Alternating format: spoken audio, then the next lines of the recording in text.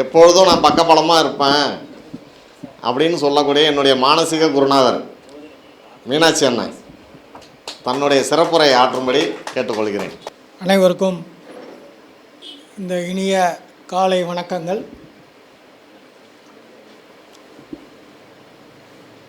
Doctor Vimalan ஐயா அவர்கள் மற்றும் ஜெயன் ராஜாராம் ஐயா அவர்கள் மற்றும் குமரன் பவளக்கண்ணன் ஐயா அவர்கள் முன்னிலையில் பேசுவதற்கு வாய்ப்பு நல்கிய மையத்தின் தலைவர் திரு ஜானகிராம் ஐயா அவர்களுக்கும், இந்த சங்கத்தினை சிறப்பாக வழிநடத்தி கொண்டிருக்கக்கூடிய, அவருக்கு தோள் கொடுக்கக்கூடிய உற்ற தோழர்களுக்கும் அவருடைய மாணவர்களுக்கும் வணக்கமும் நன்றியும்.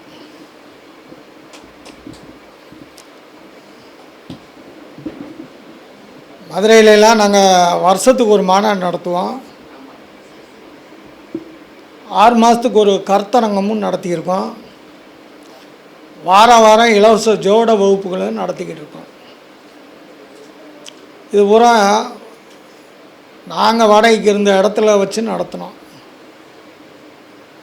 மாத வாடகைக்கு இங்கே மாதம் ஒரு கருத்தரங்கத்தை ஒரு மண்டபத்தை பிடிச்சி நடத்துறதுங்கிறது எவ்வளவு சிரமமான விஷயம் அப்படிங்கிறது நம்ம எல்லாருக்குமே புரியும். அதை தொடர்ந்து நடத்திக்கிட்டு இருக்கக்கூடிய இந்த மையத்திற்கு அன்னை மீனாட்சியினுடைய அருள் பூரணமாக கிடைக்கணும் அப்படின்னு நான் வேண்டிக்கிறேன். இந்த மாதிரி ஜோடங்களில் போன மீட்டிங்கில் கூட சொல்லியிருந்தேன், பிரசன்னத்தை பொறுத்தளவில் ஒரு 100 வகையான பிரசன்னம் இருக்கும், கூடவும் இருக்கும். எனக்கு தெரிஞ்ச ஒரு 50-60 பிரசன்ன முறைகள் இருக்குது. ஆனால் இதுவுமே இல்லாமல் போய் ரோட்டில் உட்காந்துக்கிட்டு 2 கிளியை வச்சுக்கிட்டு எலியை வச்சுக்கிட்டு ஜோசியம் சொல்கிற பலனும் சரியாக இருக்குது. அப்போ நம்ம படித்த பிறகு நம்மளுக்கு வரக்கூடிய ஒரு சிந்தனை இருக்கும், ஏண்டா எலியை வச்சுக்கிட்டு ஜோசியத்தை வச்சுக்கிட்டு புளியை வச்சுக்கிட்டு கிளியை வச்சுக்கிட்டு ஜோசியம் சொல்லிக்கிட்டு இருக்காங்களே அப்படின்னு அவர்கள் மேலே நம்மளுக்கு சில மனத்தாங்கல் குறைபாடுகள்லாம் இப்படி ஏமாற்றிக்கிட்டு இருக்காங்களேன்னு நம்மளே வஞ்சிக்குவோம். நான் அவனும் ஒரு ஜோசியந்தாங்கிறத மறந்துட்டு கூட வைவோம். ஆனால் இவர்கள் தான் ஜோடத்தை இன்றளவு வரைக்கும் கொண்டு வந்திருக்காங்க. ஏன்னா ஜோடங்கிறது ஒரு சில பகுதி மக்களுக்கு சொந்தமான சொத்து மாதிரி இருந்ததை பப்ளிக்காக கொண்டு வந்தது யார் அப்படின்னா இந்த கிளி ஜோசியக்காரங்க. இப்போ நம்மளுக்கு கிளி இருந்தால் நல்லா இருக்குமே அப்படிங்கிற அளவுக்கு நம்மளை சிந்திக்க வச்சுருப்போம். எப்படா கிளியை வச்சு இப்போ சீட்டை எடுக்க வச்சு நம்ம வாழ்க்கையவே தோண்டு போன வாழ்க்கையை உடனே நிமித்தி உட்கார வைக்கிறக்கூடிய அந்த அதிசயத்தை அந்த கிளி செஞ்சுருக்கு. இது நம்ம ஏற்றுக்க வேண்டிய ஒரு பாராட்டுதலுக்குரிய விஷயங்கள்னாக தான் நம்ம பார்க்கணும். சரி, அதெல்லாம் விடுங்க. இப்போ நம்ம ஜோசியம் பார்க்குறோம், படிக்கிறோம். இதே ஒரு 10 வருஷத்துக்கு முன்னாடி பார்த்திங்கன்னா இந்த யூனிவர்சிட்டியில் இந்த பாடங்களாக கொண்டு வந்தாங்க. அதுதான் ரொம்ப இவ்வளவு ஜோசியர்களை உருவாக்குனதுக்கான முதல் அடிப்படை விதையாகவே நம்ம எடுத்துக்கணும். அதுக்கு முன்னாடி அந்தந்த ஊர்களில் ஜோட சங்கங்கள் ஜோசியர்லாம் கூடி பேசிக்கிட்டு இருப்பாங்க. அப்புறம் அந்த சங்கத்தில் திடீர்னு எல்லாரும் அறிவாளிகள் இல்லையா, அதனால் எல்லா அறிவாளிகளும் ஒரே இடத்துல கூட முடியாது. அப்போ ஒரு சங்கம் 2 சங்கமாகும், 2 சங்கம் 4 சங்கமாகும், 4 8 ஆகும், 10 ஆகும், 16 ஆகும், எப்படியோ பெருகும். கடைசியில் சங்கத்தில் தலைவர் மட்டும் தனியாக இருந்து கிளாஸ் எடுத்துவார். அப்படியும் தனி மனித சங்கமும் உருவாகிடுச்சு.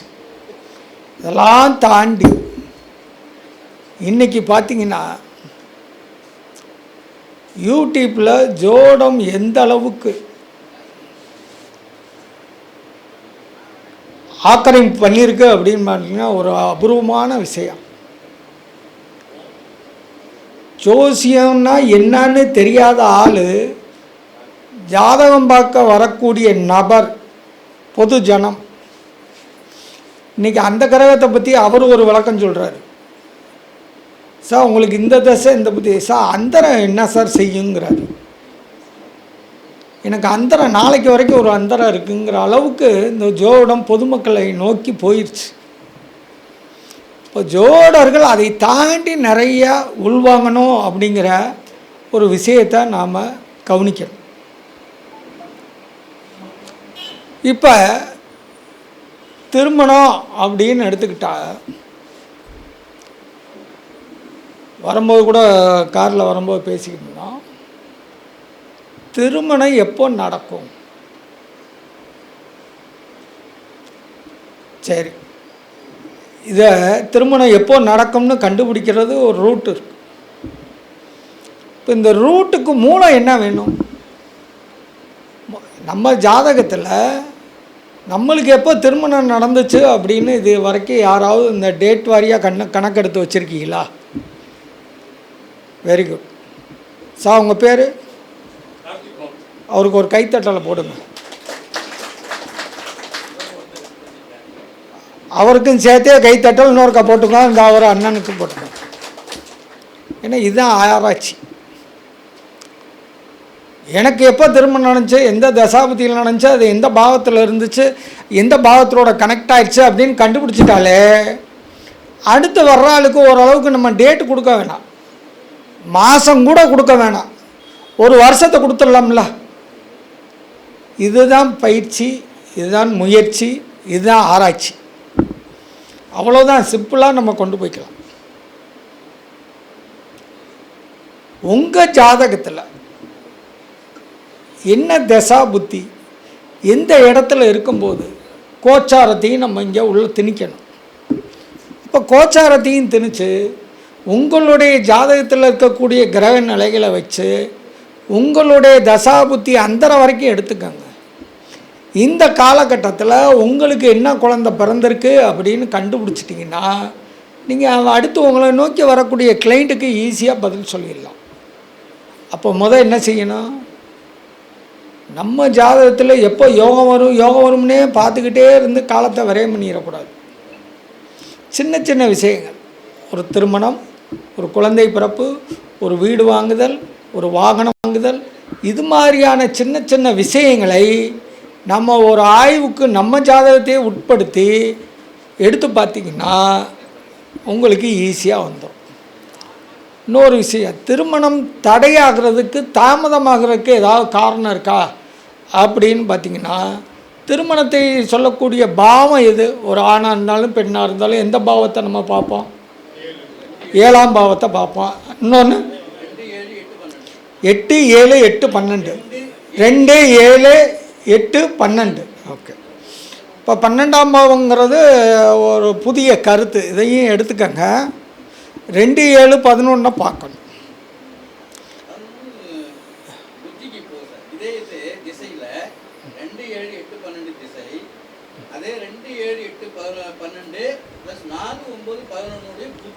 பன்னெண்டு பாவத்தையும் பார்த்துருவோமே, இது எதுக்கு?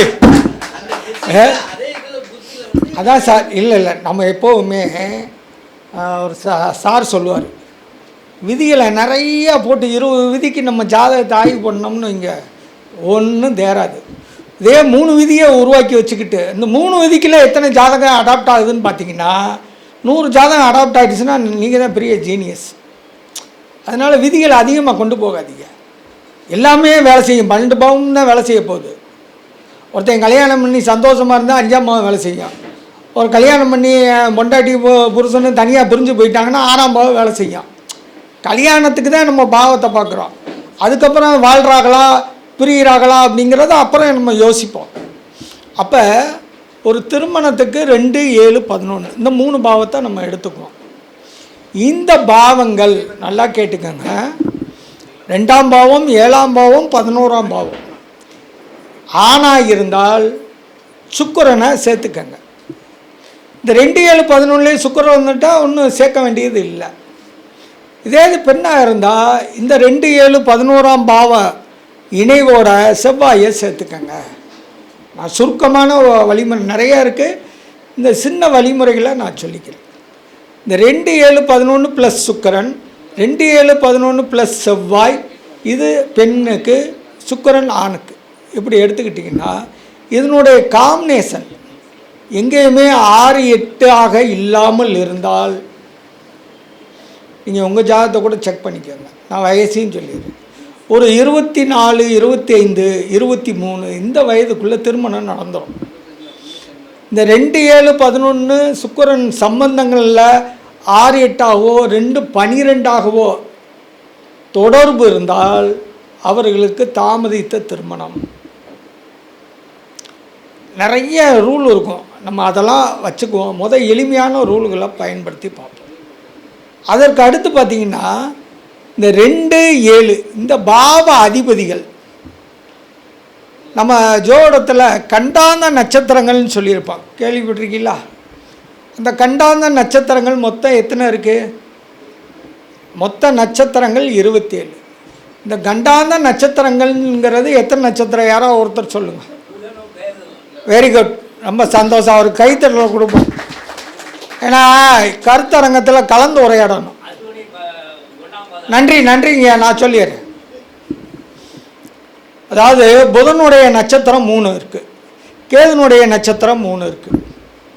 இதில் கண்டாந்த பாதங்கள் அப்படின்னா புதனுடைய நட்சத்திரமாக இருக்கக்கூடிய ஆயிலியம், கேட்டை, ரேவதியினுடைய 4ஆம் பாதம் கண்டாந்த பாதம். இது புதனுடைய நட்சத்திரம். கேதுனுடைய அஸ்வினி, மகம், மூலத்தினுடைய முதல் பாதம் இந்த கண்டாந்த பாதங்கிறாங்க. இந்த பாதங்களில் 2 அல்லது 7 அதிபதியும் இந்த புள்ளியில் இருந்தால், ரொம்ப அக்யூரஸியாக போகிறோன்னு நினைக்காதீங்க, ரொம்ப சிம்பிளாக அக்யூரஸியாக தொடுறோம். சாரம் பார்க்க போகும்போது ரேவதி 4 2 7 போய் இருந்துட்டா நிச்சயமாக அந்த இல்லற வாழ்க்கை பிரிவினையை தரும், டைவர்ஸை கொடுக்கும். கோர்ட்டில் 100 ஜாதகம் இருந்து எடுத்து வச்சு பார்த்தீங்கன்னா குறைந்தபட்சம் ஒரு 90 ஜாதகம் அடாப்ட் ஆகும். அப்போ இந்த மாதிரி இருந்தாலே நம்ம டெலீட் பண்ணிடலாம். இது ஒத்து வருமோ ஒத்து வராதுன்னு. இந்த 2-7 பாவ அதிபதிகள் ரொம்ப முக்கியமாக பார்க்கணும். இந்த 2-7-11 பாவ அதிபதிகள் ஒரு ஜாதகத்தில் 3-11, 5-9 இந்த மாதிரியான தூர அளவீடுகளில் இருந்தால் விரைவில் திருமணம் நடக்கும் அப்படிங்கிற ஒரு விஷயத்தை நம்ம எடுத்துக்கலாம். இது திருமணத்துக்கான ஒரு எளிய வழிமுறைகள். அப்போ என்ன செய்யணும்? உங்கள் ஜாதகத்தில் எப்போ கல்யாணம் நடந்துச்சு, அப்போது உங்கள் தசாபுத்தி என்னன்னாவது குறித்து வச்சுக்கோங்க. உங்களுக்கு குழந்தை பிறந்துச்சு, அப்போது உங்கள் ஜாதகத்தில் என்ன தசாபுத்தி, அன்றைக்கி கோச்சாரத்தில் அந்த கிரகம் அது பிள்ளை ஜாதகத்தை பார்த்தாலே தெரியும். அன்றைக்கி கோச்சார கிரகங்கள் உங்களுக்கு குழந்தை பிறப்பை கொடுக்கக்கூடிய இந்த அமைப்பை கொடுத்துச்சு அப்படின்னு எடுத்துக்கிட்டிங்கன்னா வரக்கூடிய உங்கள் ஒரு ஜாதகத்தை வச்சு 100 ஜாதகத்துக்கும் அந்த ரூலை அப்ளை பண்ணி ஜெயிச்சிடலாம். சரியாக இருக்குமா இருக்காதா சார்? இந்த விதி உங்களுக்கு சரியாக வருமா வராதா? வரும்னு சொல்லுங்கள், இல்லை வரான்னு சொல்லுங்கள். வரும்னு தெரியுதுல்ல, போங்க ஒரு கைத்தட்டல் போடுங்க. அவ்வளோதான். இப்போ ஜோசியம் எளிமையாயிருச்சா? சரி, இப்போ யாருக்கு எப்போது திருமணம் நடக்கும் அப்படின்னு ஒரு கேள்வி திடீர்னு ஒருத்தர் வந்துட்டார். இந்த 2, 7, 11 இது 3 மட்டும் வச்சுக்குவோம். ஐயா சொன்னார் 8, 12, 4, 3 அதெல்லாம் ஓகே. மெயின் ரூல் என்ன அப்படின்னா 2, 7, 11. சில பேர் 5ஆம் பாவத்தை சேர்க்கணுமே அப்படின்பாங்க. சேர்த்துக்கலாம். மிச்சம் இருக்கக்கூடிய இந்த 9 பாவத்தையும் சேர்த்துக்கலாம், அது வேறு. இந்த 2, 7, 11 உங்களுடைய நடக்கக்கூடிய தசா புத்தி அந்தரங்கள் இருக்குல்ல, அந்தரத்தை ஒதுக்கிக்குவோம், கடைசியாக வச்சுக்குவோம். இந்த தசா புத்தி நாதர்கள் ஏதாவது ஒரு கிரகம் 2 கிரகம் வரப்போகுது. ஒரு கிரகம் தசை, இன்னொரு கிரகம் புத்தி. இவர்களுடைய நட்சத்திரங்களில் இந்த 2, 7, 11 அதிபதிகள் இருந்தால் அந்த காலகட்டத்தில் திருமணம் நடத்தணும். ஏதோ ஒரு தசை, ஏதோ ஒரு புத்தி. அவர்கள் இந்த 2, 7, 11 கிரகத்தினுடைய சாரத்தை பெற்றிருந்தாலும் அந்த தசா புத்தியில் திருமணம் நடக்கும். இது இன்னொரு விதி. திருமணமே நடக்காது அப்படிங்கிற ஜாதகம் இருக்குல்ல, சொல்லுங்க, இன்னொருக்க சொல்லவா? அதாவது ஒரு ஜாதகருக்கு நடக்கக்கூடிய தசா புத்தி இருக்குல்ல, 2 கிரகம், இந்த 2 கிரகங்களுடைய நட்சத்திரங்களில் இந்த 2, 7, 11 உண்டான அதிபதிகள் அமர்ந்திருந்தால், பிறந்த ஜாதகத்தில் இருந்தால் அந்த காலகட்டத்திலையும் திருமணம் நடக்கும். நான் பொதுவாக தானே சொல்கிறேன். ராகு இருந்தால் அடிச்சுக்கிட்டு நாரிக்கிட்டு கூட போகலாம். நான் இப்போ நம்ம கிரகம் தான் சொல்லியிருக்கேன் மொழியே, இந்த கிரகம் இருந்தால் தான் நடக்கும்னு இல்லை. ராகு திசையில் கல்யாணமே நடக்காமல் போயிருக்கா யாருக்காவது? கேது திசையில் கல்யாணம் நடக்காமல் போயிருக்கா? நடந்துடும். அந்த பாவத்தை குறிக்காட்டினா அது நடக்கும். இப்போ நீங்கள் கேட்ட கேள்விக்கு இடையில திடீர்னு ஒரு ஞாபகம் வருது. ஒரு பெண்ணு ஜாதகத்தில் கேது நடக்குது அப்படின்னா நிச்சயமாக முன்தலை வழுக்கையாக இருக்கும்னே சொல்லிடலாம். மாப்பிள்ளைக்கு நிறையா முடி உள்ள மாப்பிள்ளையை தேடாத, முடி கம்மியான மாப்பிள்ளையை தேடு அப்படின்னு சொல்லிடலாம். சரியா? கரெக்டாக சொல்லிட்டேண்ணா சார்? அது உங்களை பார்த்தோம் டக்கு அதான் ஞாபகத்துக்கு வருது.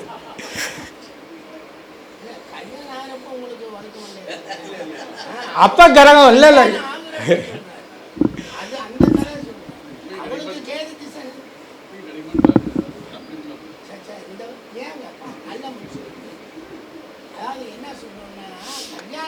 அதாவது திருமணத்தை பொறுத்த வரையில் 100 விதிகள் இருக்கு. திருமணம் எப்போது ஆகும் அப்படிங்கிறதுக்கு ஒரு 100 வழி இருக்குது. 100 வழியும் படித்து பார்த்துவிட்டு இது ஒன்றுமே சரியா இல்லையேன்னு சொல்கிற ஜோசியர்களும் இருக்காங்க. நான் ஒரு புது ரூட்டை கண்டுபிடிச்சிருக்கேன்னு சொல்லுவாங்க. என்னான்னு பார்த்தா அது 100க்குள்ளே தான் மறைஞ்சிருக்கும். இப்போ நான் சொன்னேன் பார்த்தீங்களா, 2, 7, 11 அதிபதிகள் நடக்கக்கூடிய கிரகத்தினுடைய தசாபுத்தியினுடைய சாரம் பெற்றிருந்தால் நடக்கும்னு சொல்லியிருக்கேன். அப்படி இல்லைன்னா இவர்களுடைய சாரத்தை அவர் வாங்கியிருந்தாலும் நடக்கணுங்க. இதுதான் சுச்சம் ஒன்று. இப்போ அடுத்தபடியாக பார்த்தீங்கன்னா இந்த 2ஆம் பாவம் அப்படிங்கிறது புதிய மனிதரை தன் குடும்பத்தோடு இணைக்கக்கூடிய ஒரு பாவம். 7ஆம் பாவம் என்பது அதர் பார்ட்டி, இன்னொரு நபர். 11ஆம் பாவம் என்பது உங்களுடைய விருப்பங்களை நிறைவேற்றக்கூடிய ஒரு பாவம். அப்போ கண்ணுக்கு தெரியாத ஒரு பொண்ணோ பையனோ தான் குடும்பத்தோடு இணையறதுக்கு அந்த 2ஆம் பாவ தொடர்பு, அந்த 7 2ஓட தொடர்புன்னு, இந்த 2ஓட நம்ம விருப்பமான இடத்துல 11ஆம் பாவம் சம்மந்தப்பட்டால் உங்களுக்கு பிடிச்ச மாதிரி மாப்பிள்ளை கிடைக்கும், பிடிச்ச மாதிரி பொண்ணு கிடைக்கும். 11ஆம் பாவம் சம்பந்தம் இல்லாமல் திருமணம் நடக்குமா அப்படின்னா அது நடக்கும். ஐயா சொன்ன மாதிரி 8, 12 பிள்ளை பத்துக்கிறக்காண்டி சில பேர் கல்யாணம் பண்ணிடுவாங்க. அந்த ஐடியாவே இருக்காது. இப்போ கட்டி வச்சாதான் அவன் சரியாக இருவேன், இப்போ கட்டி வச்சாதான் இந்த பிள்ளை ஒடுங்கும், ரொம்ப ஒரு மாதிரியாக ஒரு பிள்ளை வேறு நோக்கத்தில் போகுதுன்னா பிடிச்சி கட்டி வச்சுருவாங்க. அதுவும் அது அந்த ஆசை அதோடு நின்றுது, அதனுடைய தேவைகள் பூர்த்தி ஆயிடுது. அப்போ இங்கே 11ஆம் பாவங்கிறது தேவைப்படாது. அந்த உடல் காரணங்களுக்காக அது கல்யாணமாக ஆகிரும். நம்ம ஆசைப்பட்ட மாதிரி, நம்ம நினச்ச மாதிரி ஒரு பொண்ணு வளர்த்தியாக வேணும்னு நினச்சிக்கிட்டு இருப்பேன், அது குட்டையாக வரும். அதே மாதிரி ஒரு பொண்ணு மாப்பிள்ளை சக்கச்சவேன்னு இருக்குன்னு ரொம்ப கருப்பாக இருப்பேன், சரி வேறு வழியில் கட்டிக்குவோன்னு சொல்லிட்டு வந்துடுவான். இது மாதிரியான காம்பினேஷன் மற்ற பாவங்களோட வரும். ஆனால் திருமணங்கும்போது 2, 7, 11 பாருங்கள். இது நிச்சயமாக உங்களுக்கு பயனுள்ளதாக இருக்கும். மீண்டும் சந்திப்போம். நன்றி, வணக்கம்.